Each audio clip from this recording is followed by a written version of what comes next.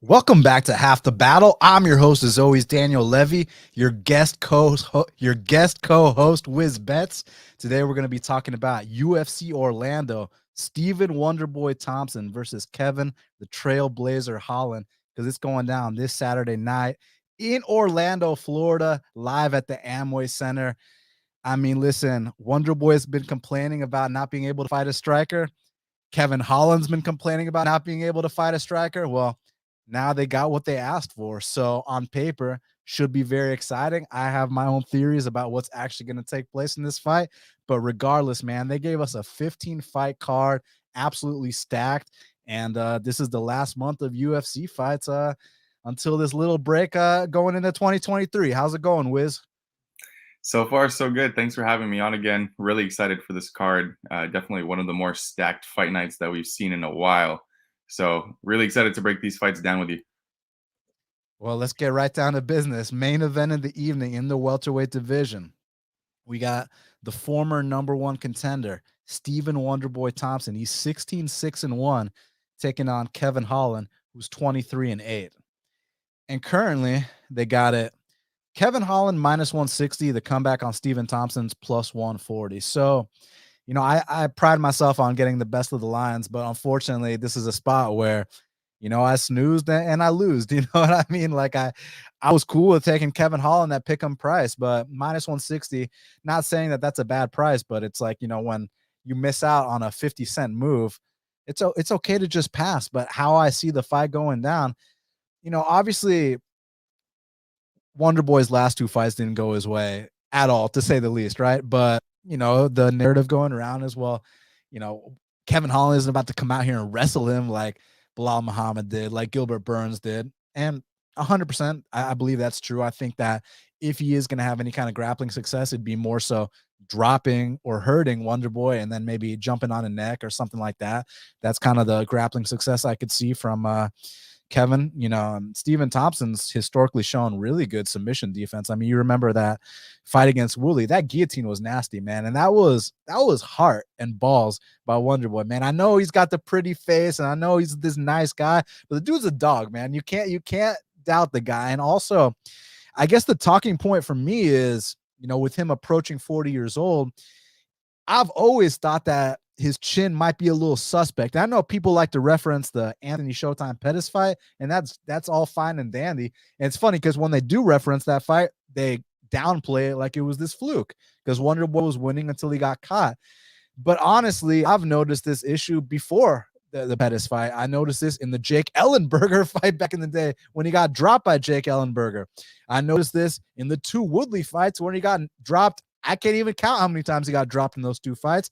I remember the Darren Till fight where, you know, people, all they talk about was how it was this big robbery, whereas I'm thinking of it like nothing happened for 4 rounds, and then Till dropped him in the 5th round. So you give the fight to Till.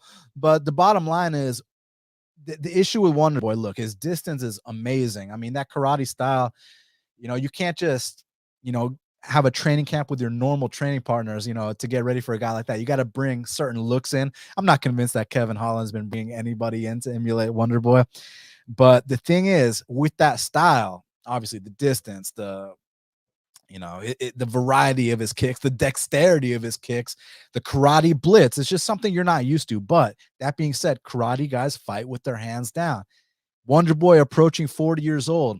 You know, the power might still be there, but those reflexes, I swear to you, are slowing down. The technique is going to be there. I know that. It's just, can he still take it like he once did? Because like I said, back in the day when he got dropped by Jake Ellenberger, he was able to pop back up. The Woodley fights, I have no idea how he popped back up.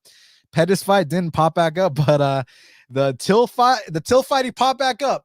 How many times can this guy keep popping back up when he gets dropped? I think that Kevin Holland is one of these guys that, you know, he's kind of hit or miss, but he's a guy that's very active. He's a guy that's paid his dues. And, you know, people talk about how, well, when you put Stephen Wonderboy in there with a striker, that's when he shows out. I mean, look at the Jeff Neal fight. Look at the Luque fight. And you're right. That's a valid point. But, I mean, look what happened when Kevin Holland fought Jeff Neal. He knocked out Jeff Neal. So, to me, I think that this is a very well-matched fight.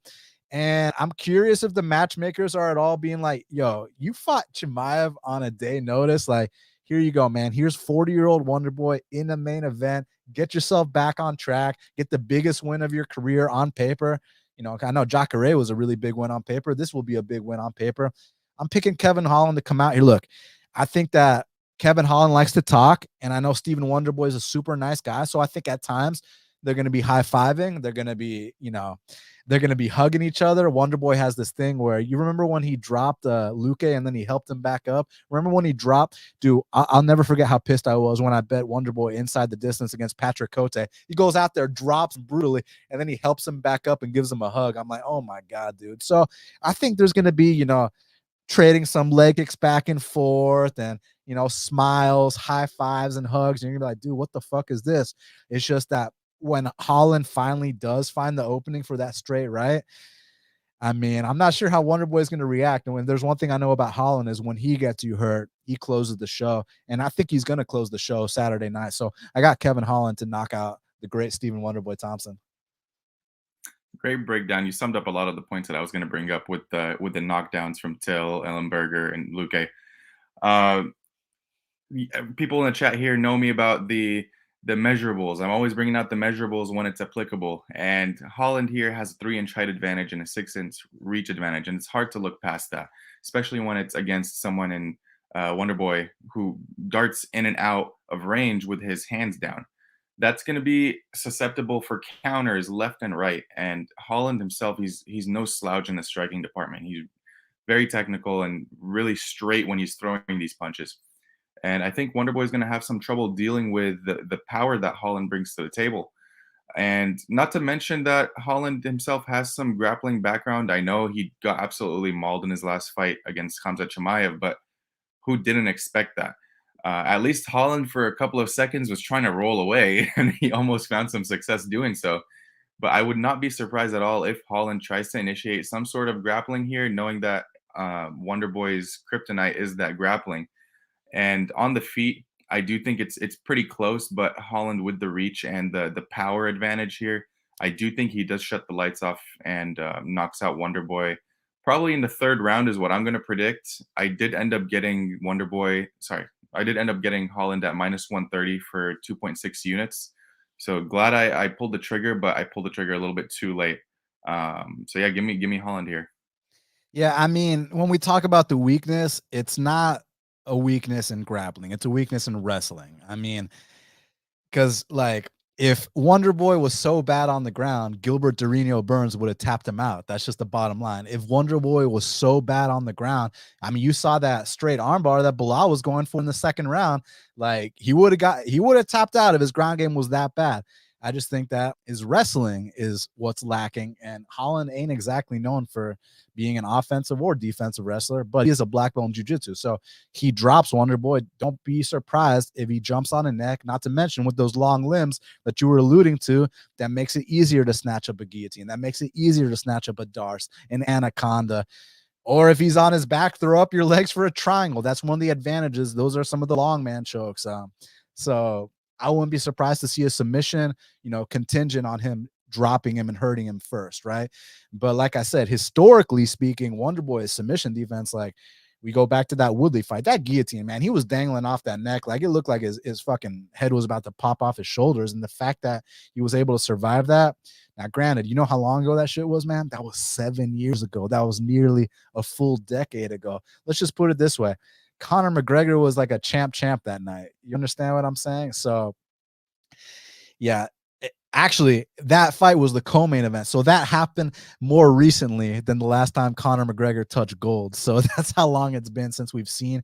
So, you know, those kinds of things, like, you know, knowing that he's at the end of his career, does he still got that dog in him? Because I know in his old days he did. You know, Wonderboy, like I said, don't let the pretty face fool you. Like this guy is willing to go out on a shield. So that's one thing I've always respected about him, despite that sometimes the fights can be a little bit, not always, but sometimes they can be on the boring side if you don't engage with them. And that's something we're going to talk about with Ankalaev, because people are like, oh, Ankalaev is the most boring fighter. I'm thinking to myself, yeah, because these guys are hesitant to you know, exchange with him, and he's a counter striker. But you saw what happened when Iwan Kutalaba charged him. You saw what happened when Anthony Smith tried to make it a fight. that's when that's when Ankalaev's exciting. So Jan Blachowicz, you know he's gonna make it a fight. So I guarantee you that fight's gonna be exciting too. But I digress because I know I can talk about that fight for a long time, and that fight's coming up next week. But without further ado, let's talk about the co-main event in the welterweight division. We got the future Hall of Famer Rafael dos Anjos, RDA. He's 31-14, taking on the mini legend Bryan Barberena, who's 18-8, and currently they got it. Holy shit. Minus 550 RDA. Depends where you look. I see some minus 625s too. The comeback on Barberena is plus 420. Look, am I picking RDA to win this fight? Yes, but I just don't understand like what would be the point of laying a price like this on him. You know, it's like on Shark Tank when you see those crazy valuations, man. It's like, yeah, the business is good, but you know, the valuation is absolutely nuts. So for that reason, I'm out. But my pick is RDA, man. I think he's gonna be able to mix in takedowns. The thing is, Barberena's no slouch, man. I mean, but he's also kind of a hot and cold fighter. Like, he's the kind of guy. If I told you that Barberena and Jason Witt got into a fight and only one guy got dropped, you'd be like, oh, of course it was Jason Witt that got dropped in that fight. It was actually Barberena that got dropped in that fight. But then you'll see him go out there, beat a guy like Matt Brown, a legend, beat a guy like Robbie Lawler, eat his best shots, and then go out there and knock him out. You'll see him even in some of his past fights, man. I mean, I know Sage Northcutt's kind of a laughing stock in MMA now, but at the time, man, that was a huge upset. The Warley Alves fight at the time, that was a huge upset. Not to mention, let's talk about this. So he couldn't drop Jason Witt, but you know who he could drop? The current UFC welterweight champion, Leon Edwards. So don't sleep on this guy, Barberena, especially if RDA is feeling frisky. He wants to test his stand-up. Not saying RDA can't win the stand-up exchanges. I mean, that body kick from the southpaw stance, the way he's able to flow, his combinations to his takedown attempts, his entries is absolutely beautiful. He really blends all areas of MMA really well. But the thing is, people get lulled into this false sense of security with Barberena because, you know, he's got the dad bod. He's really hittable. The thing is, you keep hitting him and he's still fucking there. And after a while, you start asking yourself, like, what's it going to take to knock this guy out? If RDA tries to brawl with Bryan Barberena, not saying he can't win that fight, but just saying that's where, if you had a ticket on a plus 420 on Barberena, where you might be like, okay, I like this. I like the way this is going. But I just am not in the business of laying minus 5 something on guys that are 1 or 2 fights away from retirement. I'm good on that, especially against a respected guy like Barberena who dropped the current champ. So I'll pick RDA to come out here and, you know, land some takedowns and win this decision. But, you know, because of the price, I'm out. Yeah, it's tough to look away from this price, and you never want to lay a price like this, especially when the fighter that you're betting on is the older fighter, is the shorter fighter by 4 inches too. And the one thing that I feel like the whole MMA Twitter, or just in general MMA fan, could respect about Barberena is that durability, and he never goes out and gives up. He goes out on a shield, kind of like how we were talking about Wonderboy earlier. So it's something that you have to admire. But RDA has the one thing that Barberena struggles with, which is the wrestling. And people have wrestled Barberena a lot in the UFC, and we've seen the success they've had. Now, my question here is RDA going to be able to mix it up well enough to get to the wrestling and keep Barberena down? Because Barberena does have that fighting instinct where he'll pop up, he'll get tired, but we've seen him when he gets tired, he ends up knocking these people out. So what do you expect? And if you're holding that minus 500 ticket, minus 600 ticket on Rafael dos Anjos, you expect them to get this done pretty quick. Now, I'm not saying, or I'm not trying to shy anyone away from a current bet that they already have on RDA. I'm just talking what I see. I do think that RDA does get this done. I do think it's going to be a submission in the second round, which is something that I'm going to be betting personally, but just a sprinkle, because there really isn't no other way to target this fight, in my opinion. Inside the distance is probably going to be juiced. I haven't checked the line. I don't think it's released yet, but it'll probably be around like minus 270, 280 on RDA. Yeah, I can't get to that price point. And if Barberena, I mean, all it takes is that one punch to rock someone. And if you find the button, you know, Dan, it's that's where things start going south, and you start questioning yourself about why you held a minus 500 ticket on someone who's 38 years old. So yeah, ultimately, I'm going with RDA here by sub, but I would not be surprised if Barberena keeps this a little bit closer than the line is imposing. Yes, sir. Before we talk about this featured bout between Matheus, Nicolau, and Matt Schnell, everybody do me a huge favor and smash the like button. Good to see all y'all in the chat. Appreciate y'all being here. Now let's talk about this featured bout in the flyweight division between Matheus Nicolau. He's 18-2-1, taking on Matt Schnell, who is 16-7. And currently, they got it. Holy shit. Again, minus 400 Nicolau, plus 300 Schnell. You know, I mean, like, why? I mean, look, I favor Nicolau, of course, you know, but minus 225, minus 250. Okay, that's fine. But minus 400, like, you know, again, you know, the valuation's crazy. You know what I'm saying? So for that reason, I'm out. But no, listen, all Shark Tank stuff aside, you know, it's been Thanksgiving weekend, so we've been binging those episodes. But so after Matt Schnell's last fight with Sumadarji, you know, one of the best fights of the year, not the best fight of the year. The best fight of the year is Jiri versus Glover. Don't even try to debate me on that. Hands down. It wasn't Hamza versus Gil, which, like, all these fights I'm about to mention are all great fights. It wasn't Hamza versus Gil. It wasn't Dustin versus Mike. It wasn't Schnell versus Sumadarji. It was Jiri versus Glover. But one of the best fights of the year happened between Schnell and Sumadarji. And at the end of that fight, after Schnell had been, you know, rocked all over the place, he gets on the mic, and guess who he calls out? He says he wants Matheus Nicolau. I believe he said at Madison Square Garden.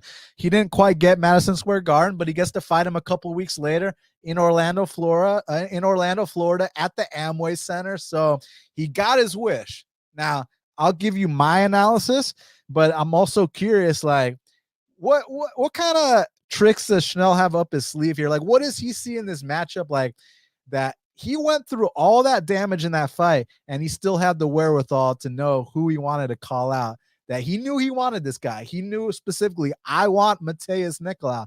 There must be something in the matchup he likes there. So here's what I got to say about Matheus Nicolau. I've always loved this guy, man. I mean, I remember when he cashed that max bet against Louis Smolka, where, you know, it was only like minus 2 something, you know, and like, it was already a max bet based off the tape, but then you were watching the interviews, and people don't put much stock into interviews, and I understand why they don't, but from time to time you should. And that was a case where you should have, because Louis Smolka was talking about how he'd like drink himself to sleep and wake up drinking. I was like, oh, so it's not just a big bet, it's a max bet. And then Nicolau goes out there and like drops him like 6 times. This was like prior to Smolka getting finished in the first round every fight. This was when Smolka still had that Hawaiian chin. That's the only reason that Nicolau didn't get a knockout in that fight, because he literally dropped him like 6 times, which is crazy. So Nicolau has really been tightening up his boxing. That's the thing he's been working on the most. And his jiu-jitsu has always been on point. He's always been, I mean, I believe he's might even be a world champion jiu-jitsu guy from back in the day. So the guy's nasty on the mat.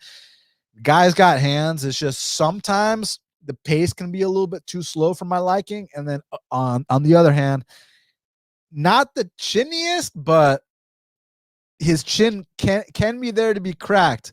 But on the flip side, if I'm going to say that about Nicolau, you must say that about Schnell, because Schnell's been knocked out on multiple occasions. And usually when you talk about the weakness of Nicolau being the chin, I think the weakness of Schnell is 100% the chin. And Sumadarji, you know, just didn't have the experience, the maturity, not to mention I'm not going to make an excuse with the knee injury, because I know plenty of guys that have gone out there. I saw GSP go out there with a fucking torn groin and beat Thiago Alves at UFC 100. You know what I'm saying? For 3 straight rounds, like, you know, 3rd round and on. Like, so I've seen dudes go out there with injuries all the time and gut it out and make shit happen. You saw my boy Jamal Hill not tap when his arm got broken. Like, so it's just different for different folks. Sumadarji, you know, he's one of those guys that, you know, all his losses are by submission. That's just the bottom line. He's got like 6 submission losses. That's not the kind of thing you're gonna see from a high level black belt like Matheus Nicolau. So on the feet, Schnell's a skilled guy, man. I mean, both guys got calf kicks. Both guys got decent boxing. I'd say that the technique on the Nicolau side's a bit better. I'd say the durability is better for Nicolau too. But Schnell's a dog, as you saw in that last fight. You know, he's willing to go to the bitter end. It's just that I think Nicolau's a lot more mature than Sumadarji. I think his jiu-jitsu is infinitely better than Sumadarji. And I think that if he's got Schnell on ice skates and he's got Schnell that hurt, he's not going to make that rookie mistake like Sumadarji did. And I think he either closes the show or he rides it out for the decision. Because that's the thing about Nicolau. Sometimes it's a little bit lower pace. Sometimes he can coast, which I think maybe as a result of, you know, the Dustin Ortiz fight ever since then, he's kind of been playing it safe a little bit.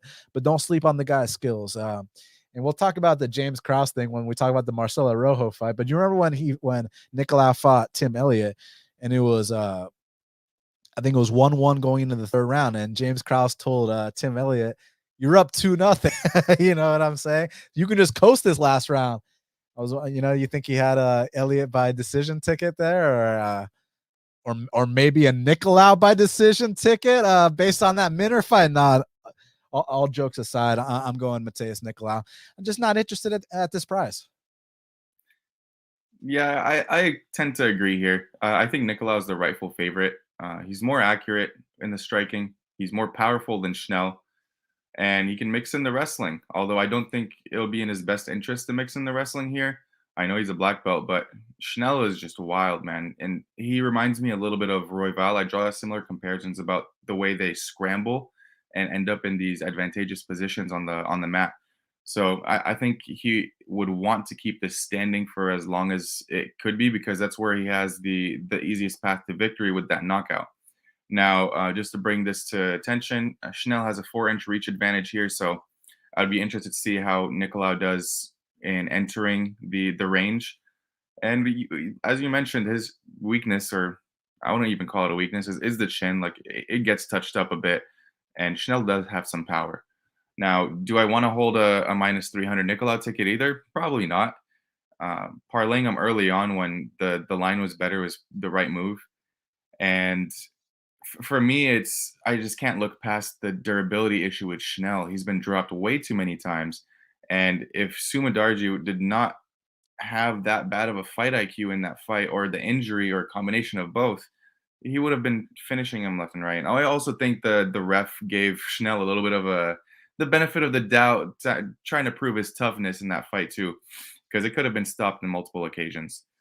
I do think Nicolau ultimately finds the chin and knocks Schnell out, probably in the second round towards the third. So I kind of like the fight doesn't go the distance odds here in this fight. I found it at minus 130 on Bet Online earlier. I'm probably going to be betting that. I haven't placed the wager yet.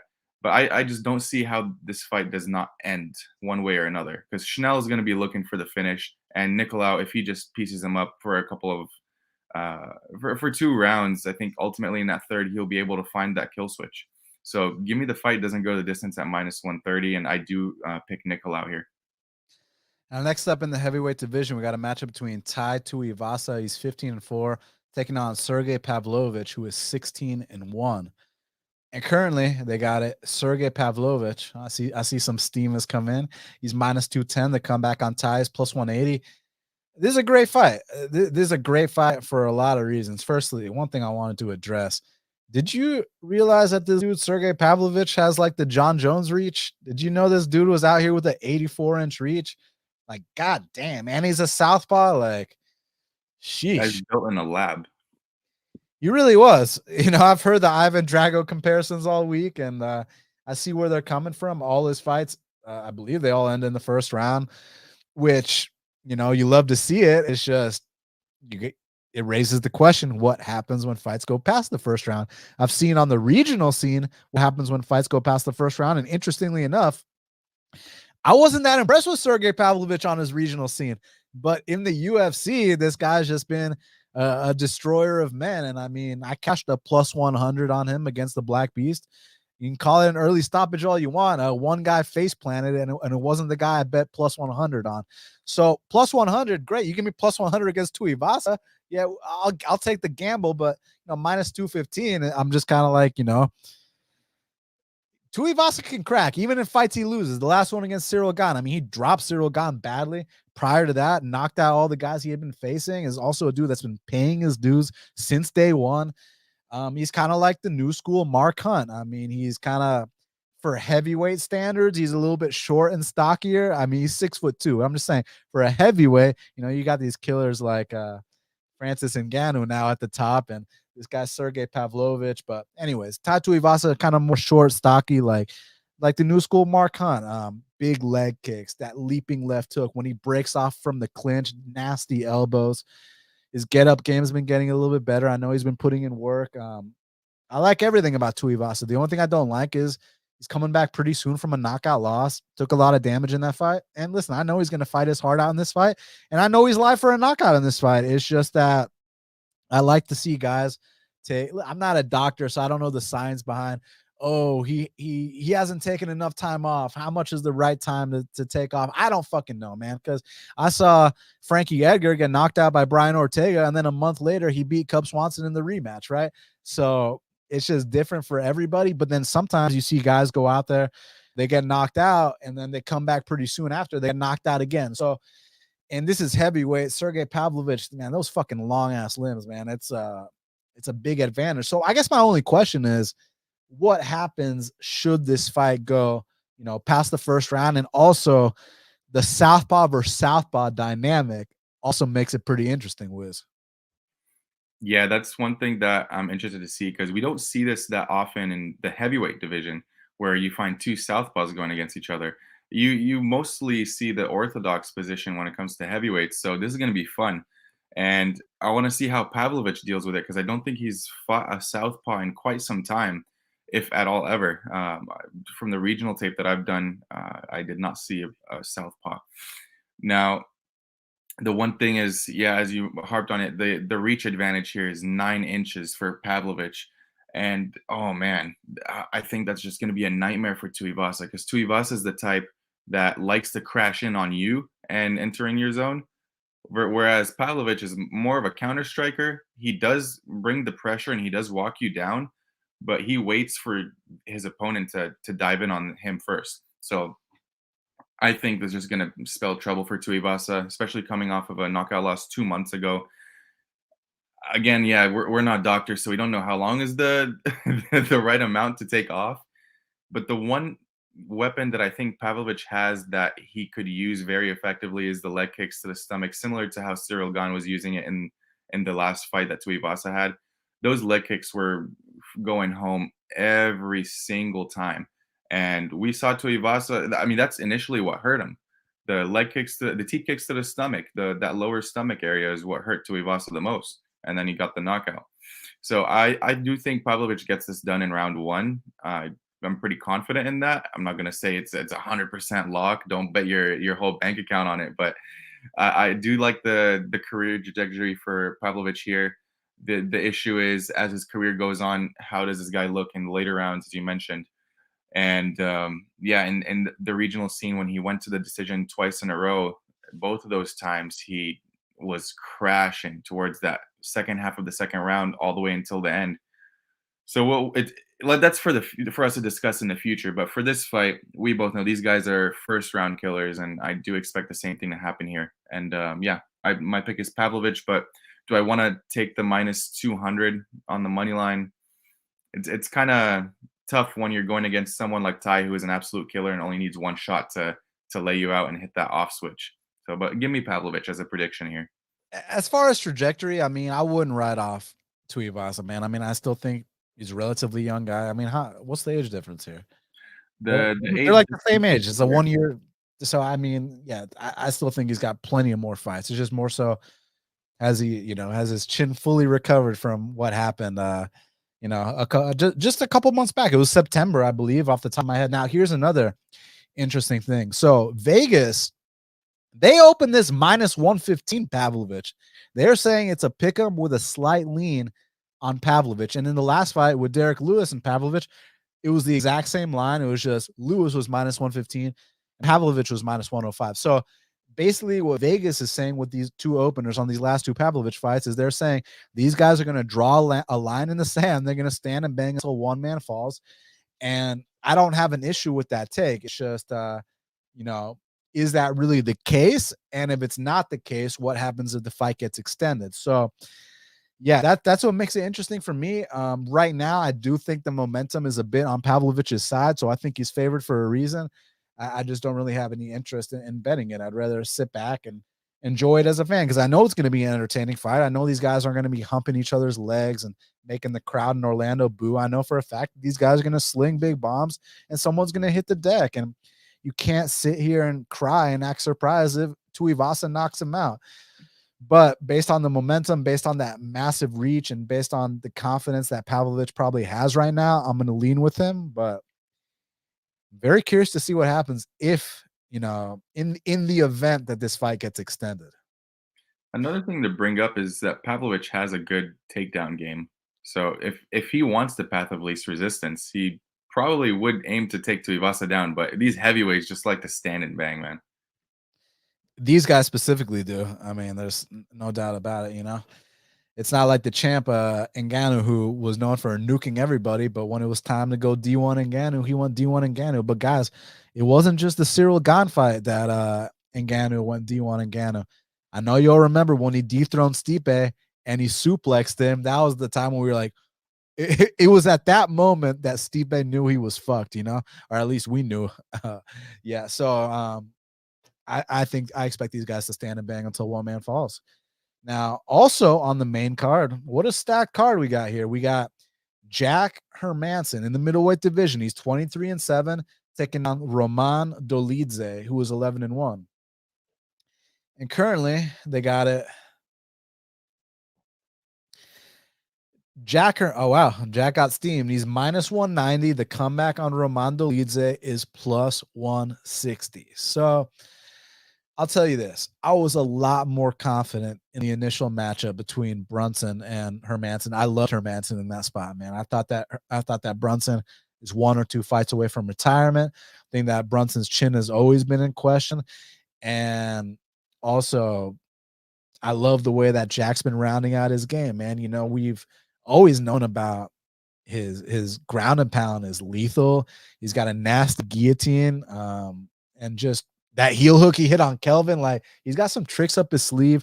Always been kind of herky-jerky on the feet, but I thought that last fight against Curtis was a huge step in the right direction. Granted, a big step down, but he treated him like a big step down and put up big numbers, against, Curtis, where we were thinking like, well, Curtis has been knocking all these dudes out he's been fighting, and Jack Hermansson put up over 100 significant strikes, got all his takedown stuff, did not get discouraged one bit, and, mixed up the attacks, was in and out, was able to circle on the outside for the duration of the fight. And when you're moving around that much, I mean, you're a striker, that stuff's going to gas you out. And Hermansson looked really good for all 3 rounds. So I was very happy to see that. And in the moments that he did get tagged, his composure was on point. So that was a very mature performance by Jack Hermansson. The only issue I have here, look, do I agree with Jack Hermansson being favored? I sure do. But this is the definition of a letdown spot, man. I mean, you were fighting Brunson, which is another name you're getting up for, a top 10 guy, a staple of the division, a guy who's, been in the top 10, top 15 pretty much his whole career, and a big win for you on the resume. Whereas now you're fighting this unranked killer who's got knockout power on the feet with his hands, with his kicks, with his knees.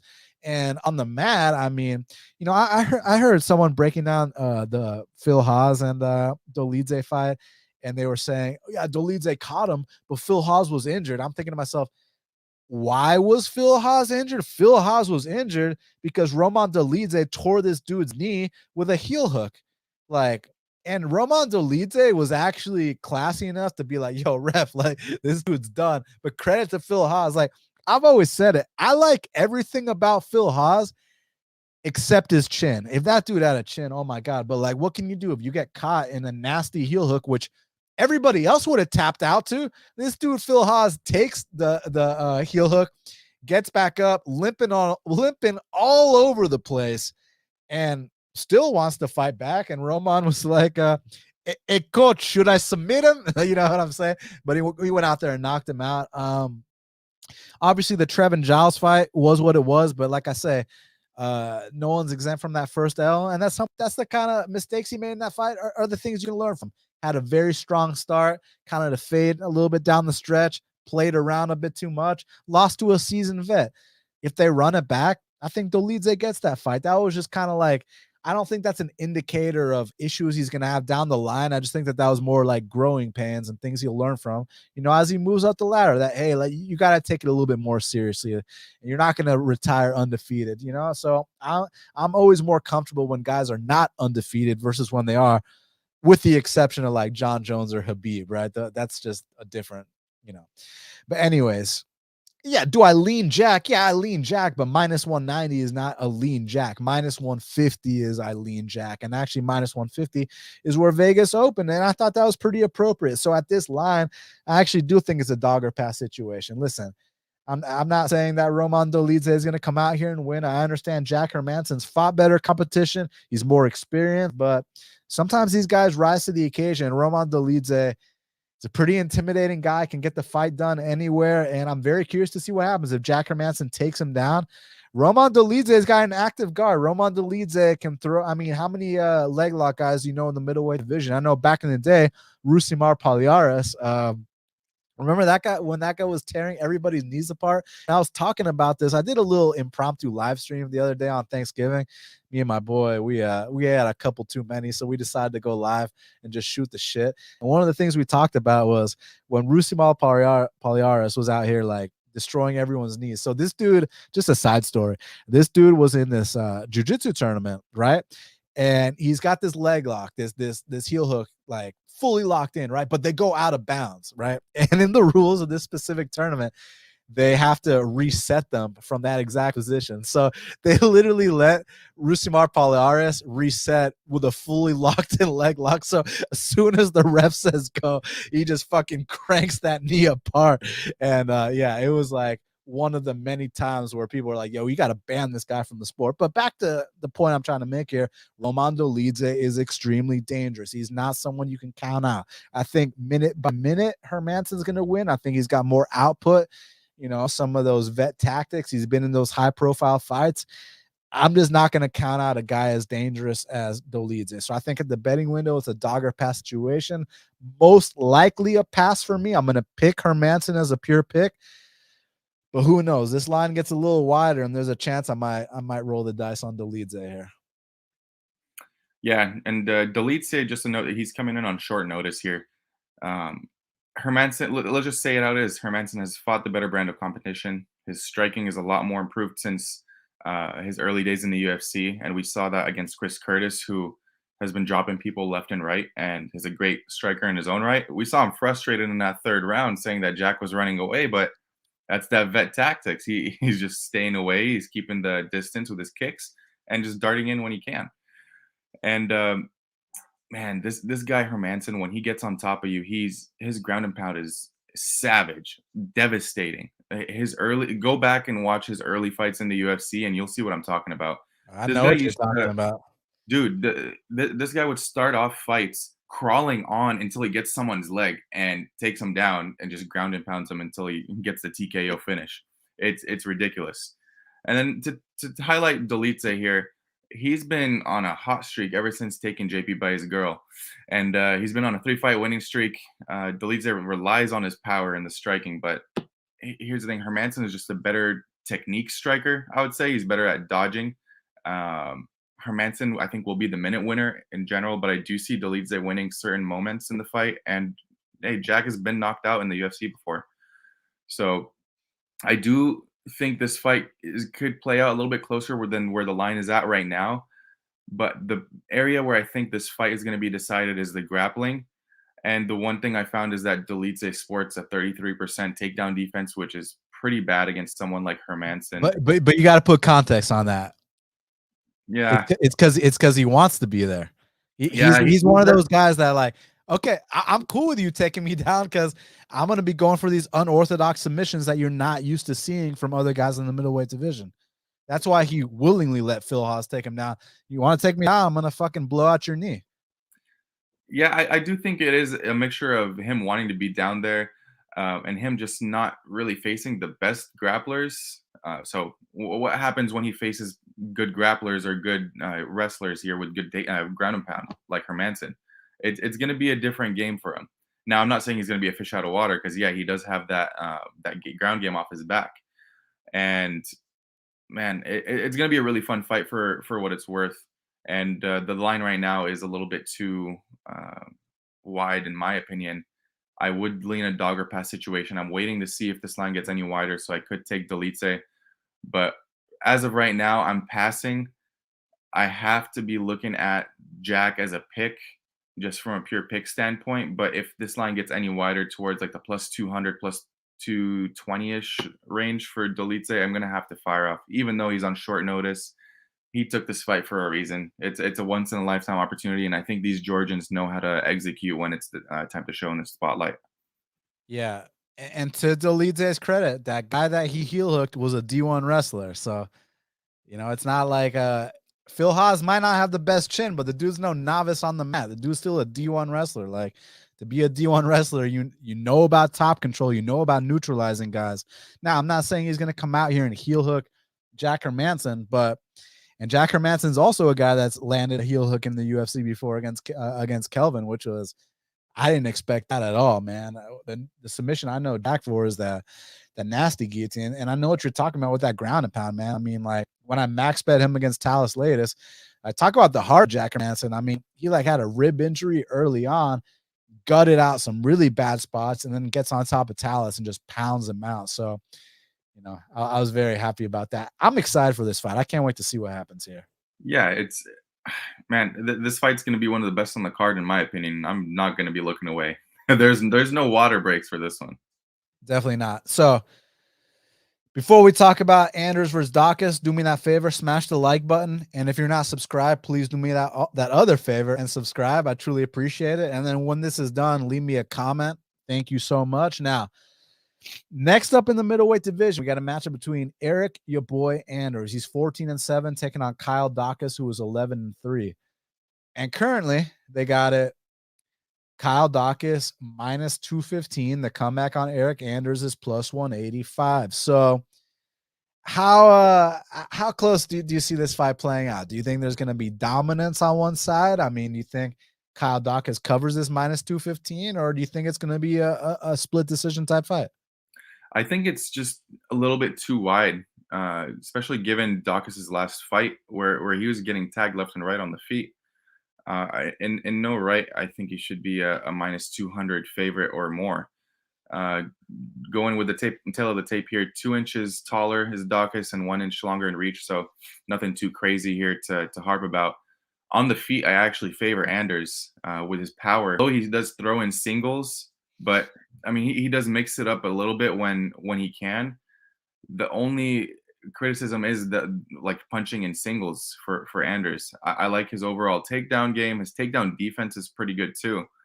Daukaus, the game he sports is he tries to use the striking to set up his takedowns, but his striking isn't all that good, and he leaves his face wide open, get hit. And against a guy like Anders who has pretty good power, it's going to be pretty hairy at moments for him. I definitely could see that. But if he's able to get Anders on the floor, I do think that Anders is able to pop back up. And in his career, historically, Anders has not given up control time all that often and takedowns, which attests to his good get-up game. I think the fight's going to play out closer than the line indicates, and I do have a 1-unit dog shot on Anders here. Interesting. So I've always been a fan of Eryk Anders, man. I mean, he might not win every fight, but for the most part, he fights every fight. I mean, the guy is a very physical guy. And I've always liked his mentality. My only issue here is that, if you heard his interview with Joe Rogan, he was talking about how, like, dude, I know I'm at the twilight of my career. I know I only got a few left. So, not saying you can't win this fight, but just saying, like, if this does turn into that dogfight, I'm more inclined to lean with the guy who, still has big aspirations to make a run, whereas Eryk kind of accepts the fact that, these are my last few fights. Let's cash in. I mean, he's making smart investments outside the cage. My boy's investing in real estate. He's smart. He knows what he's doing. I like Eryk Anders a lot. And I think with Eryk Anders, he's kind of developed this style where, he's really good at bullying guys, kind of like throwing a couple, a couple punches to create a clinch situation and go for a takedown attempt. But if it gets stuffed, it's not the biggest deal because then he's right back in the clinch. Throw some knees to the thighs, some punches to the body, break away, and then do the same thing again, engage over and over. So they're going to be turning each other against the fence multiple times. I guess my question is, what happens if Kyle Daukaus gets on top? And Eryk Anders, he's a brown belt in jiu-jitsu. He's not a slouch at all. And people were like, oh, but Muniz submitted him. Like, dude, Muniz is like a fucking world champion black belt, which Daukaus is a good black belt, but there's black belts and then there's black belts, and Muniz is on a completely different level. So just because Muniz did that to him is not indicative of Kyle Daukaus doing that to him. And when you watch Kyle Daukaus Contender Series fight, it was dominant, but the reason Dana didn't sign him is because he just didn't put that stamp on things. And that's kind of the issue I've had. At times, don't get me wrong, when he's fought a step down in competition, he's treated them like a step down in competition, like Jamie Pickett. He treated him accordingly. But here, I can definitely see some back and forth exchanges and both guys getting tired, both guys getting clipped. I just think that sometimes Eryk doesn't do enough for my liking. I think that if you really watch that Jung Young Park fight closely, like I get that it was definitely, a split decision type fight, and a lot of people thought that Eryk got robbed. I'm not in that camp. I don't think he got robbed because did he have a lot of, control clinching him up against the fence? Yes, he did.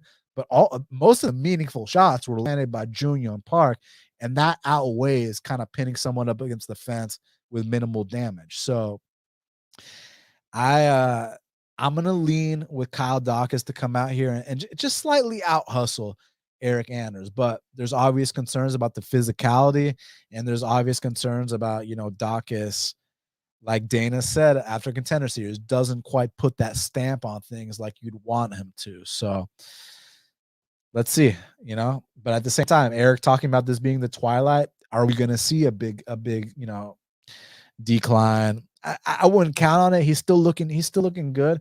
It's just the lack of activity is really what is my issue. I mean, like even going back to like that Elias Theodora fight, rest in peace. But like the issue with that fight is you kind of stared at Elias for the first and third round, let him, kick him with these really soft kicks, run around, and Eryk just didn't do anything. Then when he finally decided to commit, he hurt Elias bad in that second round. And then the third round, he stared at him. So it's like that kind of shit is where like the fight's going to be in reach. You got this plus 185 number. You're like, man, it's 1-1 going to the third round. We can win this. And you're going to be screaming, Eryk, throw. Like, Eryk, let your hands go. And those are the most frustrating bets to lose. So I'm going to pick Kyle Daukaus to edge this one out. Now, main event of the prelims. This is a very good fight. Smash that like button for me, y'all, and hit the subscribe button. We got in the welterweight division, we got Niko, the hybrid Price. He's 15-5, taking on Phil Rowe, who is 9-3. And currently, they got it. Niko Price minus 140. The comeback on Phil Rowe is plus 120. So very interesting fight. Very, very interesting fight. So I just know like Niko Price, I mean, how can you not love him as a fan? I mean, only dude to have like 2 knockouts off his back in the UFC and against credible opponents. I mean, Randy Brown, look what he's up to now. James Vick, I mean, I know James Vick's last few fights haven't been the best, but James Vick at one point was top 10 in the most stacked division in the entire sport. And to knock a guy out with one of only, I think, so John Fitch knocked out Thiago Alves with an upkick in the UFC. I know that Mousasi knocked out Jacare, but that was outside the UFC. Are there any other like upkick knockouts like that? Not off the top of my head. If you can think of one, I saw one in the chat, let me know. Those are the 3 that come to mind. And I mean, the hammer fist from bottom against Randy Brown, the fight against Tim Means, he's getting pieced up bad and then just finds that kill shot. Devastating. The Alex Morano fight, first round, he's getting works. Second round, he fucking took his soul, according to him. The Alan Juban fight in Mexico, like, goddamn, like this dude, Niko Price, has a resume. He's done a lot of good things in this sport. He's a very exciting fighter. The only issue is with his style of fighting, particularly, there's a shelf life for those type of fighters. And that's the pros and the cons. The pros are you're gonna get a lot of bonuses. The fans are gonna love you. All your fights are gonna be exciting. The cons are, you're not going to have that longevity of, say, a guy like RDA. Dude, like RDA has been fighting since like goddamn when, you know what I mean? And he's still fighting top 15 guys, still fighting staples of the sport. So yeah, the fighting style of Niko Price just doesn't come with that longevity. And I just remember watching these last few Niko Price fights when they happen live and thinking to myself, like, man, like, I'm going to fade this guy soon. And here's my thing with Phil Rowe. So people talk about he's got this 80-inch reach. I actually think he's got like an 83-inch reach. Like, because I mean, like, dude, he's standing like halfway across the fucking octagon punching these guys. And when he hits guys with that straight right, it's like their life flashes before their eyes. It's like they don't, it's like they just saw the image of the Holy Spirit, like when they get cracked by this guy, man. Here's my thing with Phil Rowe. Round one of every fight, it's like, does this guy belong in the UFC? Like round one of every single fight. I'm talking about against the Shabazian brother, not the Edmund Shabazian. I'm talking about the little Shabazian. Round one, it's like, dude, this guy ain't UFC caliber. Round one against fucking the Kosei brother. It's like, yo, like, what's going on here? Round one against Jason Witt. He lost round one to Jason Witt.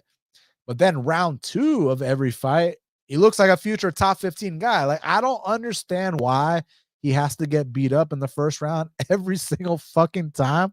But what I do like about Rowe is I like actually his jiu-jitsu is really on point. He's a guy who's been competing outside the UFC, like in like strictly jiu-jitsu competitions, trains with Rodolfo Vieira, trains with Jacare. He's a black belt under Julian Williams. If you don't know about Julian Williams, look him up. The dude's like 12-1 in MMA. He's a real stud. So I actually like the jiu-jitsu. I just don't like the wrestling and the tall man defense.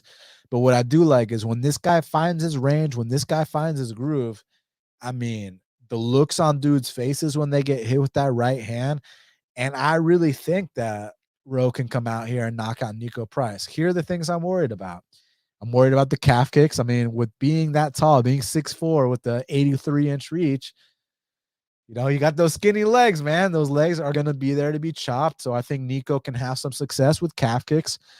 I think maybe Niko can get some top control. Maybe his wrestling isn't the best, but on the flip side, Phil Rowe's wrestling defense ain't the best. But, maybe a little top control here and there. I just think that as this fight progresses, Niko Price is a bit on the slower side. And this might be a spot where you can see, maturity from Phil Rowe. You can see a little bit more dynamicism because he's not in there with, a credentialed wrestler or anything like that. He's in there with just like a serious brawler, right? Like I said, that's what we'd call a brawler with knockout power. But I think that Niko Price is slowing down. Now he's coming off an ACL surgery. I like the dog odds on Phil Rowe. I'm willing to roll the dice and see what happens. If it's, too much too soon, take my L like a man, but it's not like I'm out here laying chalk on this. This is an underdog spot, and it's one I'm willing to roll the dice on. I've been saying for like the last year and a half that I've been waiting for this spot to fade Niko Price. And like Niko Price's last fight against Alex Cowboy, like I know Alex Cowboy is a staple and we love him, but like, dude, my boy Alex Cowboy's washed to the point where he got cut from the UFC, and his next fight outside the UFC, he got submitted by, I don't like using the word bum, but he got submitted by a bum. You understand? And they had to bring in a guy who was like 2-9 for Alex to get a win his very next fight. Like that's what my boy Alex Cowboy is on these days. And that Niko Price versus Alex Cowboy fight literally came down to the last 30 seconds of the fight where Alex slipped and Niko got on top. So I'm going to go with Niko Price. I'm going to go with Phil Rowe to come out here and actually knock out the guy we love, the very tough, the very just always wears his heart on his sleeve, always gives 100%, always fights with his balls. I'm going to go with Phil Rowe to knock out Niko Price and cash this plus 120. Yes, sir. It looks like we're on the same page here. A little measurable check, and Niko Price is going to be at a 3-inch height disadvantage and a 4.5-inch reach disadvantage. This is just on paper. It's been a while since we've seen Niko Price. It's been just over a year. And you got to question what he's been doing outside of the octagon. There was a period where he was talking about, like, why has everyone been declining fights? And that could have played into it. Rowe is the better of the two in the striking department, and that range is just killer, especially with his style of striking with the straight punches. People don't see them coming. Like, people don't really realize how much of a disadvantage they're at until they're in the cage with Rowe when it comes to the striking. Which I think in this fight, just because Niko Price is not like the biggest wrestler, he's only shot like 6 takedowns in his 14 UFC fights. I think this is where we're going to see Phil Rowe and to his fullest potential when it comes to the striking, because he doesn't have to worry about the wrestling all that much. And I think it should primarily play out on the feet and the length of Phil Rowe here. Even if he does get taken down, I think he's going to be able to show the guard skills off his back with that new black belt. So I do think Price does have some KO equity himself, but ultimately I do lean the dog in Phil Rowe here. So give me Phil Rowe. I already locked him in for 2 units at the plus 110. Oh, damn, you're a little impatient. Dude, I didn't want to miss it. I thought the line was going to flip, to be completely honest here. Fair enough. Now, next up in the strawweight division, we got Angela Hill. She's 14-12, taking on Emily Ducote, who's 12-6. Currently, they got it. Emily Ducote minus 120, Angela Hill plus 100. And that's exactly where it opened. So line has not budged. It's another Angela Hill fight.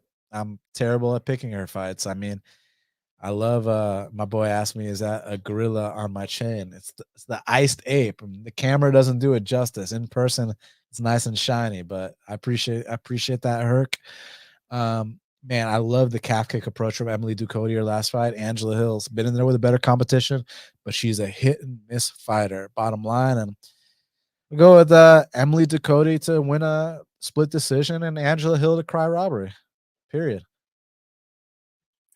Yeah, this one is harder to break down. I think both fighters are really similar in their approach. None of them really go for takedowns at all. Obviously, Hill has a strength of schedule advantage and is the more UFC experience fighter. But Ducote was in Bellator and she was fighting good competition herself. And yeah, when it comes to Angela Hill's weakness, it's being taken down, and Ducote just doesn't really utilize that in her game plan. I think this fight's going to be a very close 29-28 split decision. Possibility of a judge coming inside the octagon and switching up the scores again. But yeah, dog or pass spot for me. Leaning Hill ever so slightly, but there's no way I'm putting my money on anywhere near this fight. Yeah, I don't trust Angela Hill with my money, but I do like fading her. Made good money fading her. I don't think I've ever lost fading her, but I did get really close with the Amanda Lemos fight, man. That was a scare for me. Yeah, but the issue there was it was like minus 400 Lemos, right? Like, so there was really no point in betting her there. But I'm talking about, I bet Yan Xiaonan like minus 150 against Angela Hill. I bet Jessica Andrade. Now this was a little steep, minus 300, but I mean, I'll bet Jessica Andrade over Angela Hill any day. And go ahead. I was gonna say that the Lemos line I got wasn't really that bad. It was at minus 280, but man, did she make me sweat, because the striking exchanges were pretty close, and I thought Angela Hill was gonna drop pretty quickly in the fight due to the notoriety of Lemos' power, but she proved me wrong. For sure. Herc is asking me what company. It's called the GLD Shop. I swear by them, man. I mean, because you see some of these other companies sending you chains, and you're not getting the real thing. I mean, I've heard stories about dudes like fucking skin turning green and all this shit. Like, bro, like that GLD Shop, they're on point as fuck. And yeah, I definitely swear by them. I don't want to say too much because I want them to sponsor me, but I can attest to them too because I have a couple of chains and bracelets from them too. Oh yeah, GLD shop is where it's at, man. And this shit's real. I mean, shower with it on, have your lady over with it on. Like, you don't gotta worry about it. I don't train with it on because I'm mostly doing jujitsu, but like, let's just say I've been in sweaty situations and it's been perfectly fine. So very, very durable chains. Now next up in the 155-pound division, we got two vets. We got the legend Clay Guida. He's 37 and 22, taking on Scotty Holtzman, who was 14 and 5. Currently, they got it Scotty Holtzman minus 150. The comeback on Clay Guida's plus 130. Clay Guida's a legend, man. Wins over RDA, finished RDA, by the way. Ruined Anthony Pettis' UFC debut. Went out there, he beat Michael Johnson, beat BJ Penn. Now, granted, a washed up BJ Penn, but still, he's got that name on his resume. Beat Nate Diaz back when GSP fought BJ Penn. So, yeah. So, you see the guy's comment? that's definitely not what I'm talking about. But Yeah, but I gotta give him credit. That is a funny comment. So you got that one, buddy. Hey, all 70 plus of y'all, smash that like button for me. I appreciate it. So I mean, this is another one where it's tough because most of Clay Guida's losses, like for the most part, he's getting submitted in fights, right? But usually when it's like a battle of attrition, that's where he kind of has been doing a lot better lately, or just throughout his career historically. And with Scotty Holtzman, my boy actually is 39 years old. Did you know that? not before I started doing like more research on the profile. So yeah, it's been a while since he's fought. I was surprised And he was 39. and these guys are going. I said Dan's talking about Khabib's bath with the boys. Oh my god, dude, don't get me in trouble, The man. Dagestani basketball. It's the Dagestani basketball. I'm a big fan of Khabib. Yo, Team Khabib, they got my boy Bilal right. Bilal was already right, but they got him even more right for that Brady fight. You saw what Islam did against Charles. Like, god damn, like those whatever those dudes are doing, man. Against Hey, Charles. yeah, like if it's nah, you look like Air Jordan, bro, but and you're a striker, we're not even gonna do that. But yo, these guys got to cut it out, bro. Don't even try me. But that is funny though. These comments are hilarious. So my issue with oh yeah, good one. Usman Nurmagomedov. That's his name, right? Usman Nurmagomedov, the Bellator champ that just beat Yeah, Usman. Tricky. Yeah, dude, he's God. Whatever they're doing, keep doing it. But anyways, don't ask me about what happens when they hang out with the Lord from Chechnya, I believe it is. I mean, bro, like, do you think they have a choice? You know what I'm saying? And plus, I bet they get taken really, really fucking well. I bet they're really well taken care of. Let's just put it like that. They're treated like royalty. But I'm not gonna get into that. So Scotty and Guida. Guida usually when he loses, like via submission. Scotty ain't known for submitting shit. Scotty's he comes from the hockey background. He's just a hard-nosed brawler. He's been in the UFC a long time. He's been rounding out his game. The issue I have, laying slight chalk here is on one hand, you look back at like that Nick Lentz fight where it was like Scotty landed the more damage, but he was able to be taken down and controlled at times, which the judges favored, and Clay Guida can push a pace. But at the same time, Scotty can crack Clay Guida. So I don't really know on this one. This one is one I really think could go either way. I don't want to write off Scotty because he just got knocked out by two top 10 guys. But I will say this, like, Scotty used to be a guy you could hit with a fucking baseball bat and he'd still keep coming forward. Like, you remember his Drew Dober fight? So the guy's historically super durable. I think it might be a dog or pass situation, to be quite frank with you, but I'm gonna lean Scotty, but I'm not sure. My boy 420 said Guida barely pushed a pace against Penn. Yeah, but when you're fighting a guy that you had a poster on your wall of growing up, and you're asking him for selfies and autographs and in the center of the octagon, it was what it was. He didn't want to hurt the legend, man. And I don't blame him. BJ Penn, You know, you saw me make my list about who I thought were the top 5 greatest fighters of all time in the UFC, and I already knew making that list.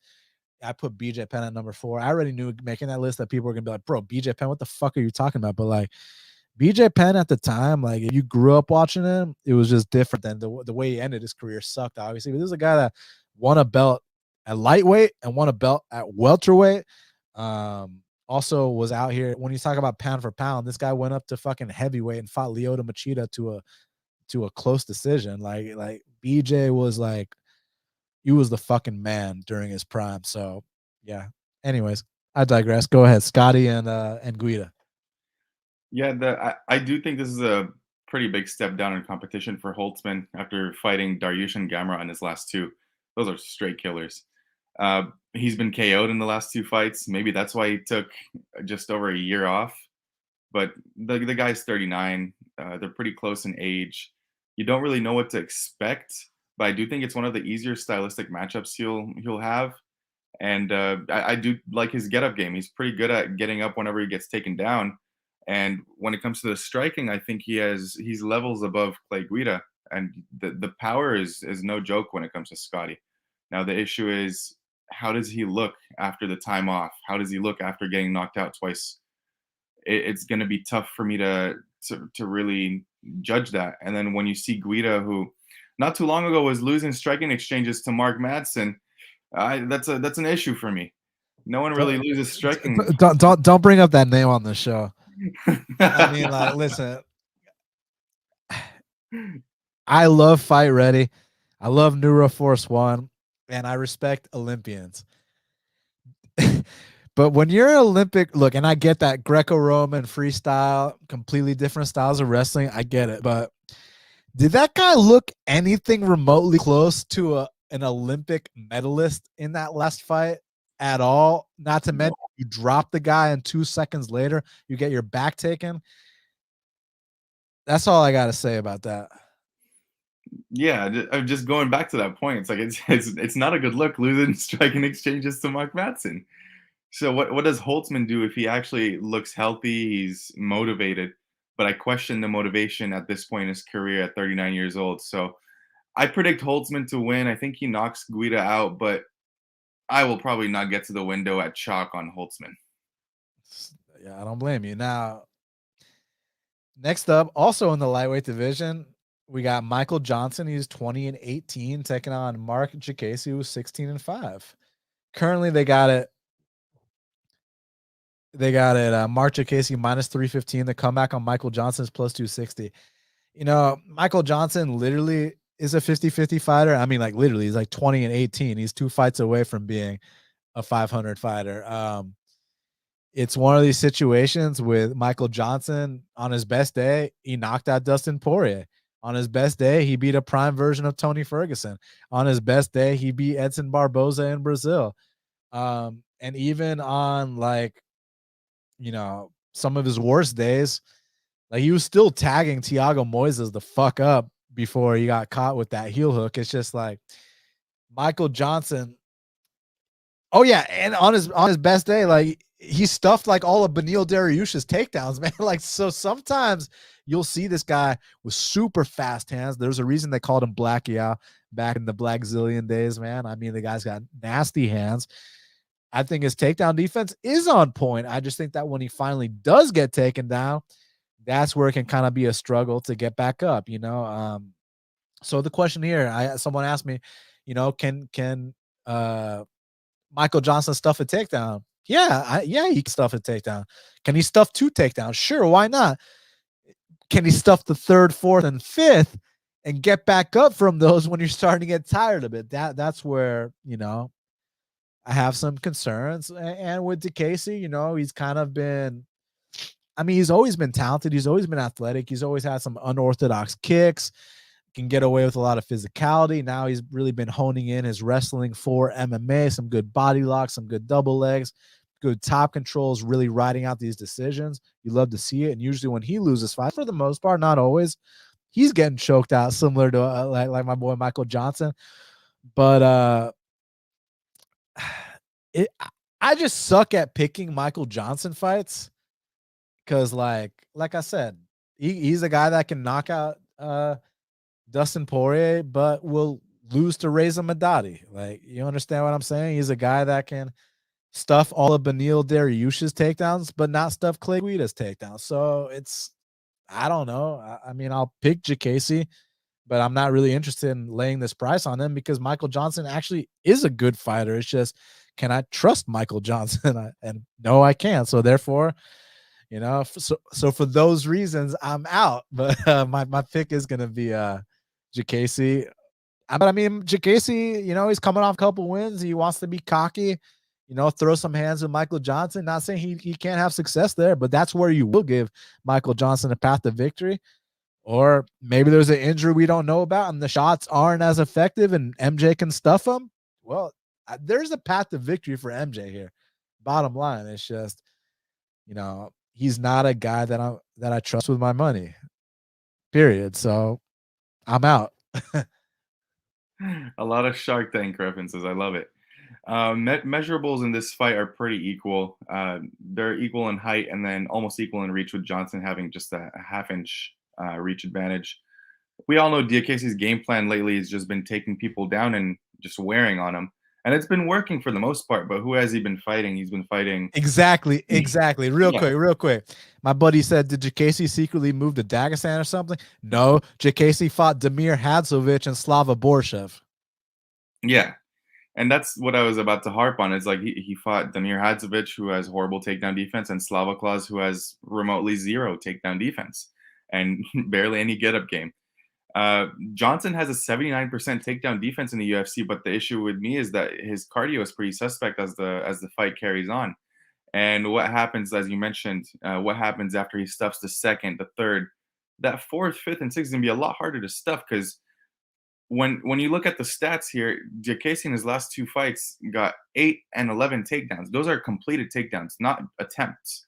I know it was against the likes of Slava and Damir Hadzovic, but who says that that can't happen again, where he just continually shoots until Michael Johnson just says, "All right, I give up," and he's gonna go down. So for me, is the cardio going to hold up for Johnson? I don't think so at his age at the moment. I do think he's the most, I mean, he obviously is the more seasoned fighter. He's definitely better on the feet, in my opinion. But when it comes to stuffing the takedowns in the later rounds, I don't know if he's going to be able to do that. Now, the over 2.5 takedowns for me on Prize Picks is something that I'm targeting pretty heavily for Diakiese. I know that Johnson has that good takedown defense, but 2.5 is a number that he's eclipsed in the majority of his fights. And as I mentioned, 8 in his last one, 11 the one before. I think that's a pretty easy target there. So, yeah, early on, I locked in a Diakiese and Pearce parlay at very, very good odds. So I'm not going to really try and harp at the line right now because it's just gone out of hand. But I do ultimately pick Diakiese to win here by a decision. Narco Cop said, don't be surprised if MJ lands a takedown. All right, Definitely not. we'll see about that. We'll see about that. I'll be super surprised if MJ gets a submission. That I will be surprised by. But okay, I'll be looking out for that MJ takedown. Let's see. Let's see. I mean, listen, like I said, on his best day, he can beat the best guys on planet Earth. On his worst day, I mean, Miles Jury puts a clinic on him. So, you know, it's one of those things where he's the definition of a hot and cold 50-50 fighter. But when he's hot, boy, is he hot. But it is what it is. Anyways, next up in the featherweight division, we got Darren Elkins. He's 27-10, taking on Jonathan Pearce, who was 13-4. Currently, they got it. Jonathan Pearce minus 450. The comeback on Darren Elkins is plus 360. Look, I love Darren Elkins. I mean, the guy's a legend. The guy's just always exciting. The guy fights with so much heart. You can take damage and keep pushing forward. Gotta love him. It's just Darren Elkins beats two kinds of guys that can't wrestle and guys that don't have cardio. And guess what? JSP's got wrestling and he's got cardio. The guy's got insane output. The guy's gone out there, landed over 100 significant strikes in fights, and has gone out there and put up the ridiculous takedown numbers that I always love to see. So I think that Jonathan Pearce, I'm not really, champing at the bit to lay a huge price. Because again, when I think about value, I'm not just thinking about who's going to win. I'm thinking about, is this line off, right? and minus 450, minus 500. I mean, it's like, how can you sit here and say that line is off? Do you line at minus 1500? Okay, then there's value at minus 500. I mean, I'm just personally, I'm not trying to lay minus 500 straight. I'm good on a parlay. So I'll just sit back and watch Jonathan Pearce whoop Darren Elkins. Maybe there's a sketchy moment or two, and then the next fight going forward, maybe we get a better line on Jonathan Pearce. But like I said, Pearce can take damage. Pearce can dish damage. Pearce has got good cardio. Pearce has got good wrestling, plus the youth and all that stuff. I think that this is just a passing of the torch type fight, and I think the line reflects that. So JSB is my pick. Correct me if I'm wrong, or let me know if you feel the same. But I think Pearce is just the younger version of Darren Elkins, the second coming, but with more output. Don't you think that? To an extent, because he's not like, he does get hit a lot for sure, but he's more of like a new school hybrid guy, like where, I think his striking technique is better than Darren Elkins. I think that he's more athletic than Darren Elkins. So I get your point, new school. But even though he will be there to be hit, he's kind of a tall guy, has a little bit of tall man defense. Like when I think of Elkins, I kind of think of like this walking zombie, and like you've literally hit this guy with everything. You brought out the baseball bat, the guy's still there. You get discouraged. Whereas Jonathan Pearce, I see him like slowly chipping away at guys, putting up big numbers in the striking and the wrestling department. So do they have some similar qualities? Yes, but I do think they're slightly different. Yeah, to me, the way I saw it is both fighters, they have pretty similar grinding style for what it's worth. Good cardio. But yeah, the youth of Pearce is going to serve him well here. And the amount of damage Elkins has taken over the years, it's similar to the Niko Price argument there, where you just cannot continue taking that kind of damage for so long in the UFC. And I think Pearce, yeah, I mean, obviously, shocker. I think Pearce wins this fight. I think it plays out a little bit closer than the line indicates, but nothing too crazy. I'm not talking like, oh, there's value on the Elkins line. I just think that Elkins can make certain moments competitive. I did target this fight, as I mentioned, in a parlay early on last week. Another fight on Prize Picks where the 2.5 takedowns was just like, all right, it's a gimme. I have to take it. So I do think Pearce does get the round 3 TKO here and cashes for us all. But yeah, if you're looking at the takedown numbers here, it's 4 in his last fight against Amir Khani, 6 against Christian Rodriguez, 6 against Morales, and some of these fights he's finishing in the second and third round where he already has 6, 7 takedowns. So it's kind of ridiculous that they're lining it at 2.5 on Prize Picks. But yeah, I do like Pearce to win this fight, kind of like a passing of the torch, as you mentioned. And if you guys haven't yet, like button, please smash that. Smash it, fuckers. And subscribe if you're not subscribed. Hook us up. But next up in the flyweight division, we got a very interesting matchup between Tracy Cortez, she's 10-1, taking on Amanda Ribas, who is 11-3. And currently, they got it Amanda Ribas minus 110. Tracy Cortez is minus 110. So, I mean, what do you think? This is a step up in competition for Tracy. Some could view it that way. I mean, we're still talking about a chick that has a win over Erin Blanchfield, controversial or not. It's on the record. And one thing that she brings to the table is very strong wrestling, very strong top control, which is something that you don't often see in this division. That's going to take you far. What's the biggest weakness in the champion Valentina's game? Her wrestling. We saw Jennifer Maia win a round against her off pure top control. So having good wrestling in this division can take you a long way. On the flip side, Amanda Ribas, very well-rounded, black belt in jiu-jitsu, can put up some numbers striking, has that sneaky little judo throw. How you see this one going down? Yeah, this is a matchup between freestyle wrestling and judo, where the freestyle wrestling is Cortez and judo is Ribas. Cortez, obviously the better wrestler, better pressure wrestling here, which I love a lot. She knows how to make her opponent feel that weight on them. And she also is the bigger girl. Ribas, this isn't her natural weight class. She moved up. And Ribas does have like the jiu-jitsu edge here. very well rounded and is the better overall striker in my opinion. She does sport at 88% takedown defense, but most of that was in the prior division she was at in that lower weight class. So I'd be interested to see how she reacts when Tracy shoots. And I wanted to see if Tracy's going to be able to get these shots pretty easily or not, because that's probably what's going to dictate the fight for Tracy.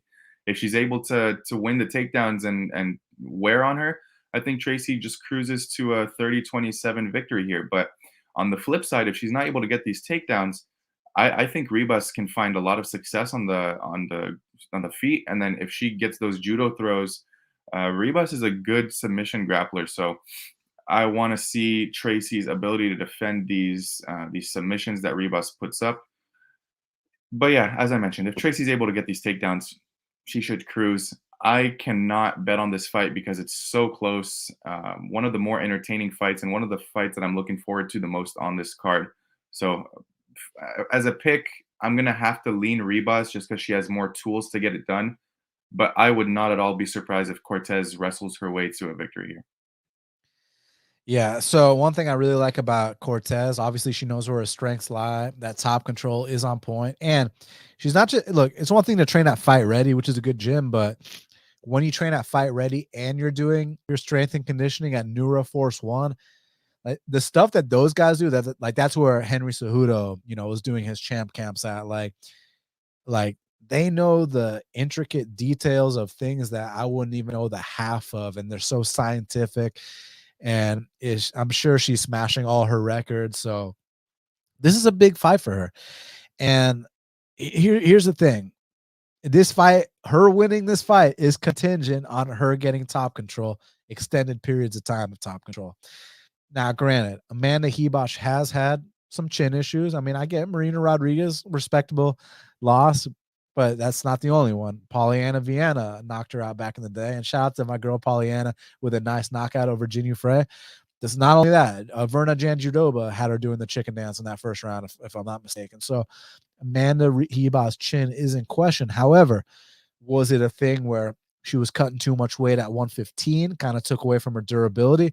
Now at 125, she can absorb the shots better, or is she just chinny? I need to know because, Tracy, she does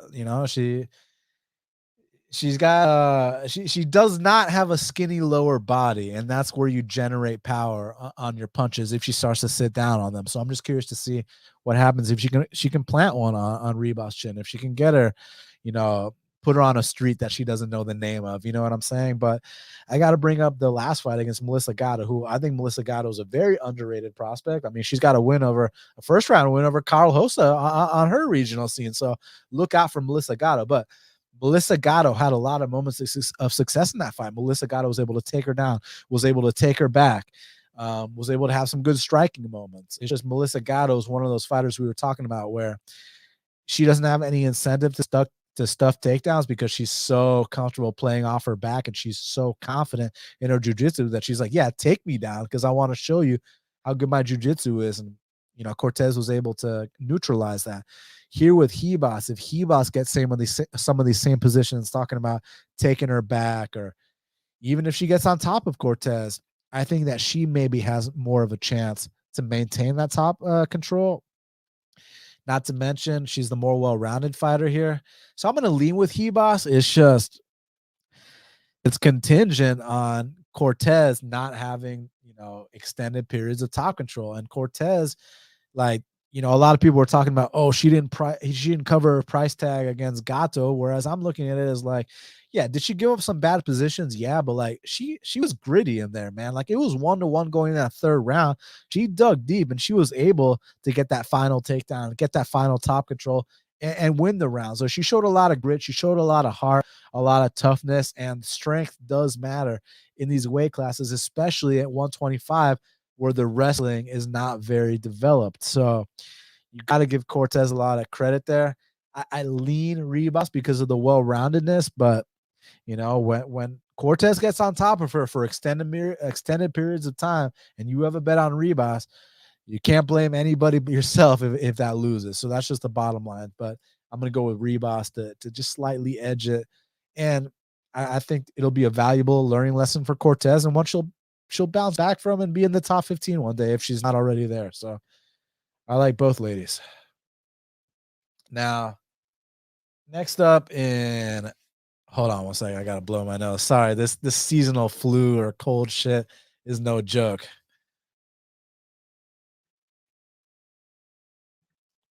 So next up in the 155-pound division, we got a matchup between Natan Levy. He's 7-1, taking on Genaro Valdez, who is 10-1.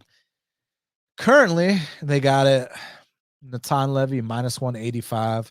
The comeback on Genaro Valdez is plus 160. So I like this fight a lot. Very familiar with both cultures, man. Israel versus Mexico. Most of the time, I go with Mexico over Israel.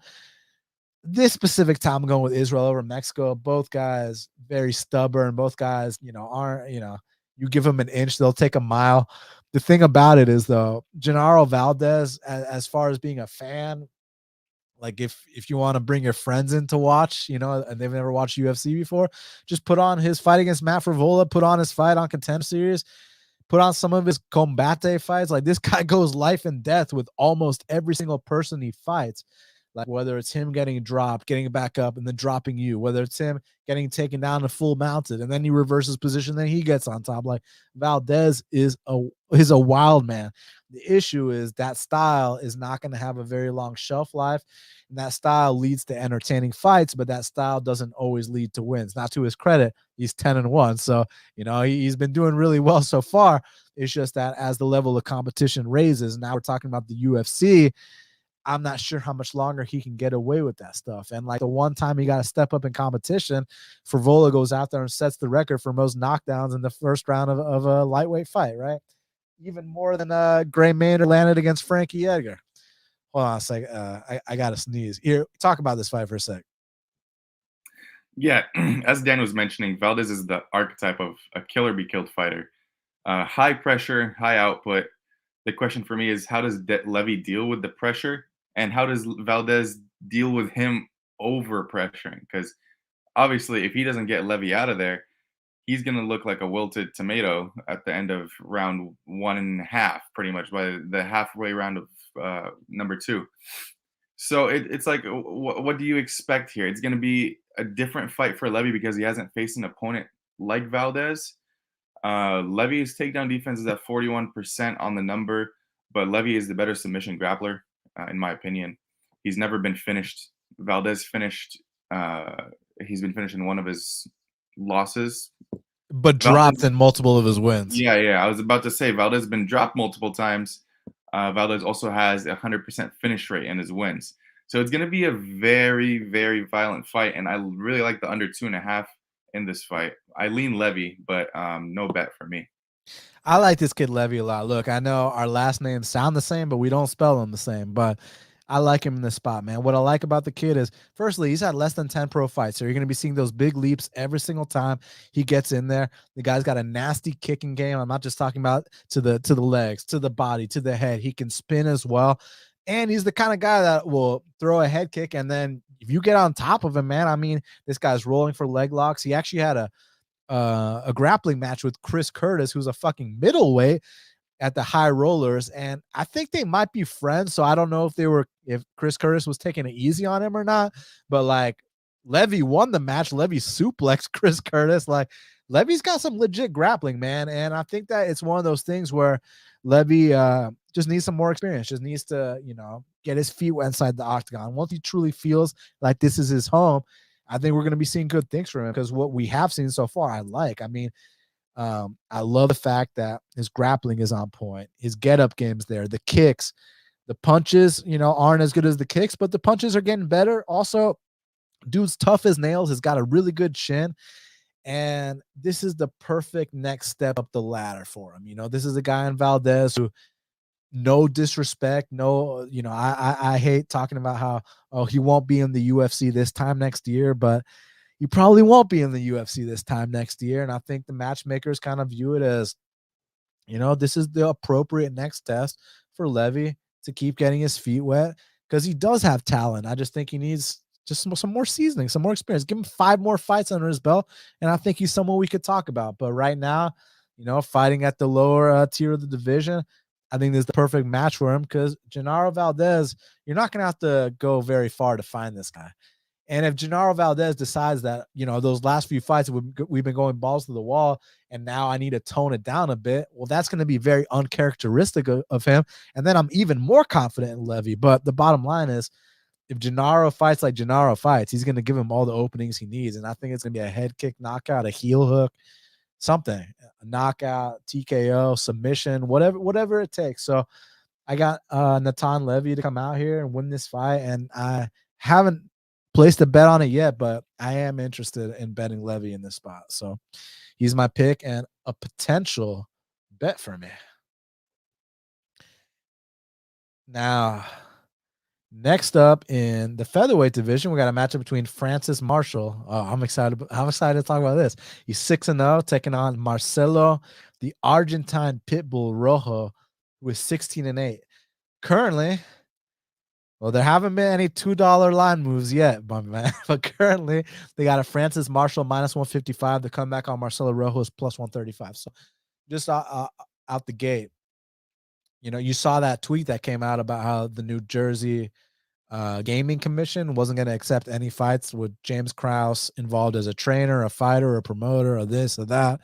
Well, Marcelo Rojo did this camp with James Krause. So needless to say, Krause won't be in the corner. My friends in New Jersey, don't tell me about your apps on your phone. Tell me about in person at the casino.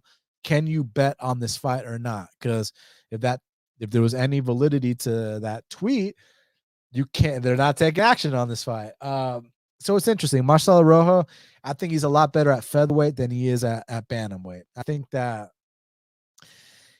at featherweight, his gas tank is a little better. I know he slowed down against Air Jordan, but he also arguably won 2 rounds. I thought he only won 1 round, but Air Jordan's corner was telling him, like, dude, you need a finish. And he went out there and got that finish. But, man, like, Rojo fought tough, man. Rojo, he's got some nasty knees, some calf kicks. Like, he can give it really well. There are questions about how well he can take it, though, just because the guy's been in so many goddamn wars. But granted, super experienced. And with Francis Marshall, I loved what I saw in Contender Series. It was nothing like what I saw in the regional scene, but I loved what I saw in Contender Series. I mean, again, you guys know how I feel about this. When you can go out there, land over 100 significant strikes, and land like over 5 takedowns, like, hey, like, that's that shit I like. You know what I mean? Like, long term, those angles are going to cash you bets. It's just a matter of sometimes these guys come in there in their debut and they perform nothing like they did in their previous fights. Perfect example, Daniel Zellhuber. Daniel Zellhuber on that Contender Series fight looked like a future top 15 guy. He gets matched up with this guy who, Trey Ogden, has nowhere near the athletic capability, nowhere near the technique, but he's got the experience, right? And Zellhuber goes out there and just doesn't fight, doesn't pull the trigger. Is starstruck. The bright lights got to him in his debut. I guarantee you Zellhuber is going to look good in his subsequent fights. Just shot the bed in his debut.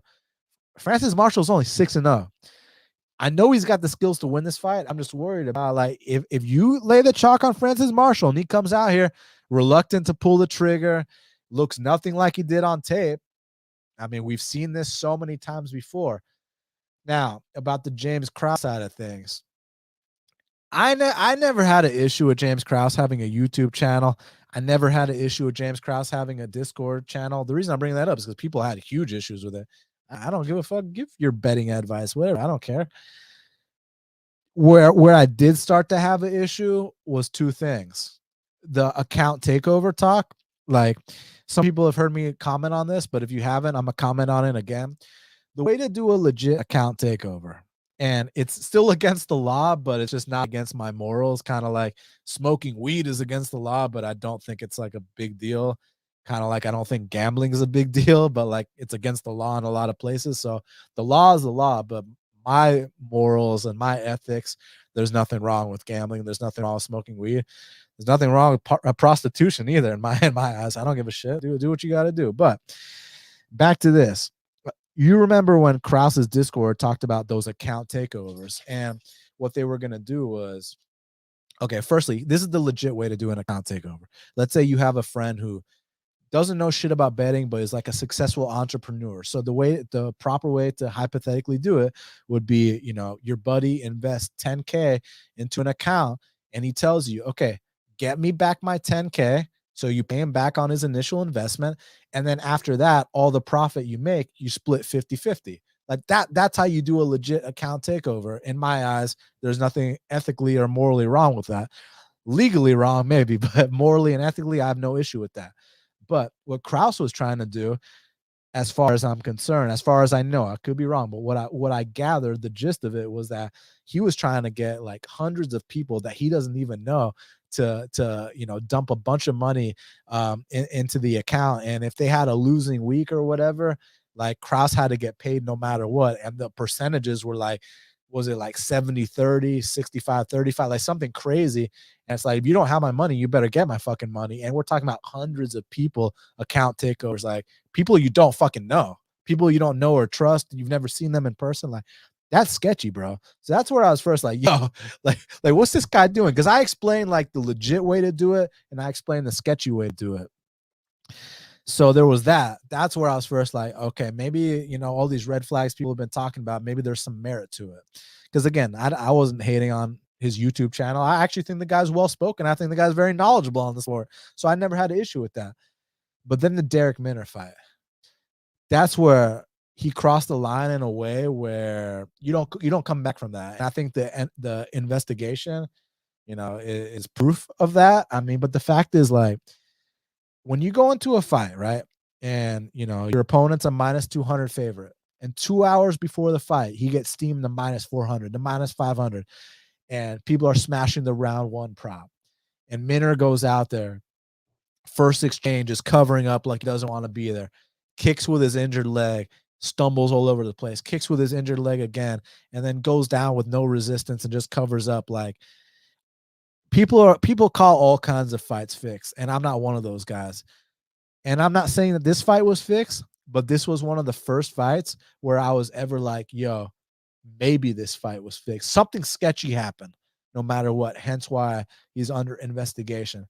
So that's where I drew the line. That's where I was like, yo, what the fuck is going on? Because, like, I know there's a lot of coaches with integrity that even if they know their fighter is injured, they're not going to go out there and bet against them no matter what, just because of that loyalty. But who's to say? Now, I'm not saying this is what happened, but just speculation, because there is an investigation. Who's to say that they weren't like, look, Minner, you're injured. You're still going to get your one check, but I'm going to have my people hammer your opponent's line. And even though you're only going to get your one check for your show money, we're all going to get paid big time off this. I mean, the kind of money that must have been involved to move a line from -200 to -400 to -500 in a span of an hour or two before the fight. And that's a good alibi too, because it's like, well, in those hour or two before the fight, you're already in the venue warming the guy up, hitting the pads, so they can't accuse you of going to the sports book. So you got your people to do it for you. Now, if there's any paper trail of text messages, then he's absolutely fucked. So hopefully, for his sake, it was, it's like in like The Sopranos, where they walk in the room and they're like, hey, everybody turn your phones off, or, leave your phones in the other room. So that there's no way that shit could, be tracked at all. And I heard Anek's podcast, and he said during the fighter meetings, Minner was acting kind of weird. So I'm just saying, man, like, don't be surprised if they had some of their people go out there and lay big, big bets, and they were all able to collect afterwards. No accusation, just speculation. I'm going to pick Francis Marshall to win this fight. It's just that don't cry when you lay the chalk on Marshall and he comes out here and pulls a Zell Huber, and then his very next fight looks amazing. So that's all I got. Don't pull it. Don't cry when he pulls. What's the name of the chick that just when he pulls a Tyler Santos against Mara Romero Barella and just stares for 3 straight rounds and then goes on to give Valentina the toughest fight. Right. That's the point I'm trying to make. Sometimes on their debut, they're gun shy. The moment's too much for them. So that's why I'm staying away, most likely, unless it really gets enticing.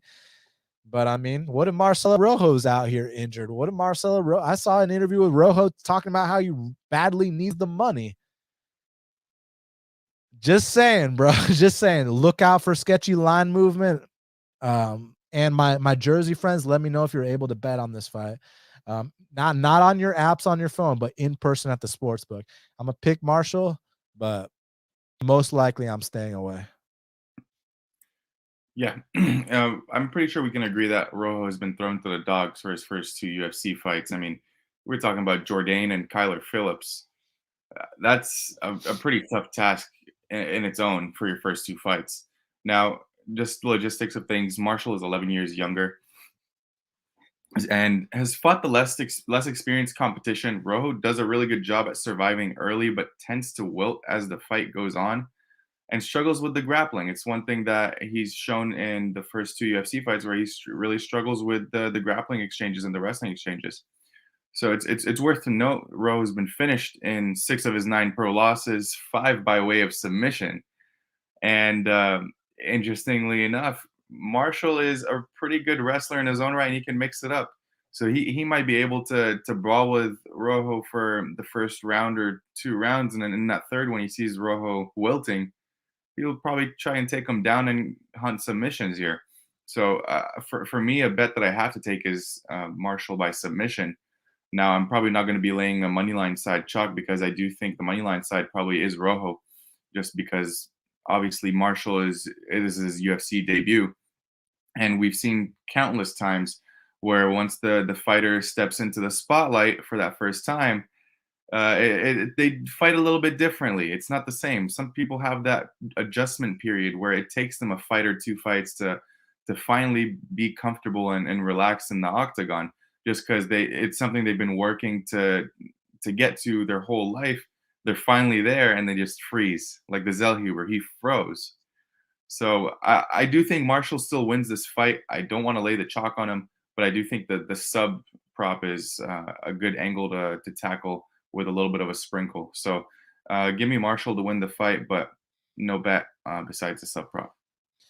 Andy said, would you guys consider the James Krause situation a top 5 story of the year if it comes out to be true? Regardless of if it comes out to be true, it's a top 5 story. I mean, the fact that, like I said, 2 hours before the fight, there's, a fucking $2 line move, and then he goes down like he wants no part of the fight. Like, dude, that's already a top 5 story. And not to mention, man, so hold on. I'm losing my train of thought, but I had a really good point that I wanted to make regarding this. Got my boy Leo here. Here, go ahead and talk about this for a sec, because I got to think about what I want to say, because I do have a really good point regarding this. Yeah, I mean, to answer the question from my point of view, if it was a top 5 story, to be honest, this would be the top story of the year for me, because we haven't really seen something like this in MMA. It's a very rare situation where gambling interferes with the actual fight itself. And when a coach forces a fighter to go out knowing that he's injured, these are just allegations, but if this is true, if he's forcing a fighter to go out just for a payday, that is trouble for his gym too. He could lose his gym. He could lose all of his brand deals, contracts, whatnot. It's a pretty serious story. And when these, I personally wasn't aware of the line movement until after the fight, because I was just watching and I was at work. But for the most part, this is just something that we haven't seen before, as I mentioned, and it's crazy to even think about it, because we've never been to a point where we would even consider this a possibility of happening in the UFC. Like, it's always been talked about probably amongst friends, like, oh, what if a coach just tells a fighter to throw the fight and they all bet a whole wad of cash on the underdog? But it never really materializes into anything. It's just like a chat between the boys. It's just, kind of like not a dream, but something that you're imagining. That's the way I see it. Okay, so here's what I was gonna say. I just remembered. So, how I was talking about how, like, okay, Krause had his YouTube channel, his Discord. Listen, that doesn't affect me. That doesn't bother me. Do your thing, man. That account takeover thing was sketchy, but maybe you could chalk it up to, this guy's just inexperienced. He's kind of new to the betting scene. He probably didn't know better. The reason the Minner fight was where I was like, yo, like, what the fuck? Imagine, just hypothetically speaking, that I had money on Minner in that fight. Do you know how fucking pissed off I would have been? Look, it's one thing, you guys that have been around me or on Twitter or whatever, you see that when I lose a bet, whatever, give props to the other guy, move on to the next. Because I truly believe there's a long-term game, and I'm not one of these guys writing paragraphs and crying when I lose. Take your L's and your W's like men, and you move on. But I can tell you right now, like with all of my being, I would have been so pissed off if I bet Minner in that fight, and that would have affected me directly. Him having a YouTube channel doesn't affect me. Him having a Discord doesn't affect me. The account takeovers kind of sketchy, but maybe he's just ignorant and doesn't know what he's doing. But the Minner shit, if I had a fucking bet on Minner, do you know how pissed off I would have been? Like, yeah, that might have been the time I wrote a fucking paragraph about a loss, right? And I wouldn't have blamed it on variance either. So I'm just saying, like, yeah, I'm very curious to see what comes out of this investigation, and I'm glad that we got to talk about that. And if you all enjoyed that conversation, smash the like button, hit the subscribe button. And before we get out of here, my man, we got one fight left in the strawweight division. Kicking off the card, we got Mexico's own Yasmin Yaragui. She's 9-0, taking on Estela Nunes, who is 6-3. And currently, they got it. Yasmin Yaragui -305. The comeback on Estela Nunes is +255. I like Yasmin. Listen, I know the line's a bit wide and this and that. But man, she showed the goods, man. She showed the high output. She showed the takedown defense for her debut to go out there and fight with that much heart, that much passion, that much conviction, and just that presence she had in there. Like that looked like someone, and she's young, man. What is she, 23 or 20, 21, 22, 23? She's just a kid. And the only reason that fight didn't win fight of the night was because, President-elect Nate Landwehr fought David Onama right after, which was another fight that I heard from the grapevine, something about Krause's team having $1 million on Onama. Anyone care to chime in on that? Speaking of the devil, which I cashed in on Nate Landwehr, like +265, maybe. One of the best bets of the year I've made. Look, Estela Nunes, she ain't bad. I just think she's a little bit inexperienced, and I think that she, has a bit of a pacing issue, kind of, goes hard early, kind of doesn't have as much, runs out of answers as the fights progress. And I just think the heart of Yasmin Yaragui, let alone the output, is going to carry her to victory here. So, yeah, I'm gonna go with the favorite, Yasmin Yaragui, to get this one done. And I think she might be someone that, not yet. We build her up the right way, give her the right incremental steps up the ladder. Keep giving her people with, 3 or less fights inside the octagon, get her to a certain point. Maybe we can see some big things down the line. But for now, I think she passes this test. Give me Yasmin Yaragui. Yeah, it's worth to note this is Yasmin's second UFC fight, and she's a huge favorite. And I mean, we can kind of see why. Yasmin is more of a boxer, while Nunes is more of a kickboxer. Nunes tends to look good in the striking department early on. She uses all the energy and starts to wilt going into that second and third. Whereas Yasmin, she carried that power and output throughout the 3 rounds in her first fight. Another thing to note, both girls have the same amount of pro experience, but Yasmin is 7 years younger. So that's really telling as well.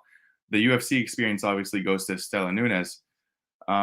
For me, the kryptonite for Estela Nunes is the takedown game, and I don't think Yasmin really is going to execute the takedowns here, although she's taken down some girls in the regional scene, but that's not her game. I don't expect her to go for these takedowns unless her coaches have been like, okay, your path of least resistance is taking this girl down because she just doesn't seem to get up. If Yasmin farts, oh man, that's a clip. If Yasmin fights smart, she would go for the takedowns. It chimed in well with his comment. Can she squeeze out?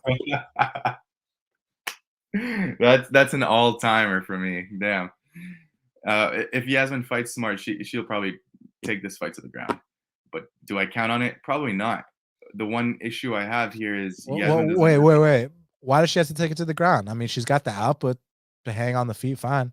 She does, but Estela Nunes in her own right, she's not a bad kickboxer, and I think the kicks could prove to be a good investment for Estela Nunes on the feet, whereas Yasmin's more of a boxer, not a kickboxer. So that's where I think it might be a little bit closer. Okay. I don't think it's a dog or pass situation necessarily. I think it's more of just a complete pass. A girl who's second fight in the UFC. I don't know if I want to lay minus 300 and more on her. So I will gladly pass, but I do think it's going to be a fun fight to watch and another good fight for Yasmin to show us why she belongs.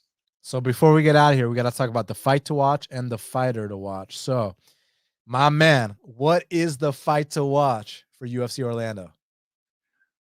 For me, the fight to watch definitely has to be Rowe versus Price. I love violence. You guys can watch a bunch of my breakdowns in the past. I am someone who loves watching violence, and when it's pretty equal in terms of who's going to get that knockout or that submission, I just tend to be all eyes on screen. Like I will not tweet about it between rounds. I'm just locked in. So Rowe versus Price has to be the fight to watch for me. What about you, Okay. Dan? Well, guess what? I like violence too. So for that reason, Sergei Pavlovich versus Tuivasa is All my right. fight to watch. I mean, you're talking about a guy in Pavlovich, 5 UFC fights, all 5 have ended in the first round. You're talking about a guy in Tuivasa, knocked out the Black Beast, dropped Cyril Gahn, knocked out a plethora of other fighters. I mean, these guys are going to draw a line in the sand. They're going to stand and bang until one man falls, and I think it's going to be fireworks in Orlando at the Amway Center. Now, Mahdi, who is your fighter to watch for UFC Orlando? My fighter to watch is going to be a surprise for a lot of people, but it's Roman Dolidze. Although he's fighting on short notice, this is a very big opportunity for him to show why he belongs in the division and why he belongs in the top 10. And a win over Hermansson puts him in a prime spot for like another fight or 2 fights. He gets a chance at the title. And just given that it's on short notice, if he does manage to pull this off, it's a big statement for him. So it's definitely Roman Dolidze. Yeah, and for me, my fighter to watch is Phil Rowe. Listen, this is a guy that when he first came into the UFC, he was actually matched up with Carlos Condit for his debut. Like that's like the regard they held him in. Like, let's put in this prospect in his debut against the great the natural born killer, the former WC champ, the former UFC interim champ, Carlos Condit. I was like, God damn, like that's a big step up in competition. And the thing about him, like I told you, round 1, I don't know, he loses round 1 every single fight. It looks like a future top 15 guy. Round 2, every single fight. And when he hits guys with that straight right, man, I mean, it's like that scene in Rush Hour where my boy Chris Tucker gets kicked and he's like, which one of y'all kicked me with that? You know, so I'm very excited to see what happens when he's able to have success landing that straight right against a formidable, tough, battle tested, just scarecrow opponent like Niko Price. So for that reason, Phil Rowe is my fighter to watch. Well, Mahdi, we did it. It's going down this Saturday night live in Orlando, Florida. It's like going down around the pay-per-view times, meaning the main card's at 10 Eastern. Prelims are like at 7. So, yep, it's not another early one. Let me correct you on that. Prelims, from what I've seen, was at 1 p.m. Pacific. So that's 3 p.m. East. Oh, no, 4 p.m. Eastern. So that's like the early prelims. And then I swear I saw the main card was prelims on this one. Let me pull up the picture. Let's see what my boy Big Marcel is saying on this shit. He posts some great graphics. Oh, I'm wrong. I'm wrong. I was looking at a future fight night. But yeah, 7 p.m. Eastern. My bad for that. For the prelims and 10 p.m. Eastern for the main card. And they're treating this like a pay-per-view, man. There's a lot of really good fights, and I could see why they're doing this. Yeah, for sure, for sure. Looking forward to it. A couple fan questions before we get out of here. Marcus asked, heard anything about the UFC sponsor Venom? Seems better than Reebok. I mean, all I know is that they're paying them more and the outfits look slicker. So, and like Venom, like legit has a lot of experience in combat sports. Like I know, being a Muay Thai guy yourself, back when I was training Muay Thai all the time, my gloves and my fucking shin guards were Venom gear. So like my gloves and shin guards right now are Venom. Yeah, they make great fucking gear. So it's pretty cool. And hopefully as the years progress, they start paying them more. The gear starts looking even slicker, and yeah, take it from there. And weren't they a previous sponsor like a couple of years ago? I don't know. I mean, maybe like in terms of fighters were able to have multiple sponsors, so maybe Venom sponsors certain fighters, but they were never like the exclusive sponsor until now. Gotcha. Yeah. All right, let me see if we got any more questions. There are like so many fucking comments. Hey, everyone that's here, thank you all so much. Smash that like button, hit that subscribe button. Truly appreciate it. Thank you all for being here. Follow my guest co-host Madi at WizBets. That's with 2 Z's. Follow me at Best Fight Picks. Subscribe to Half the Battle everywhere podcasts are found. When this is over, leave me a comment. Feel free to share. Tell your friends. Hide your wife, hide your kids. Let us know what your guys' favorite fight is, or the fight you're looking forward to, and the fighter you're looking forward to watching this event, because I'm curious to see what you guys have in mind here. Yeah, there's 15 fights to choose from and 30 fighters to choose from. So lots of options. So thank you again for joining me, my friend. Thank you to all the fans. Looking forward to it Saturday. And until the next time, let's cash these bets.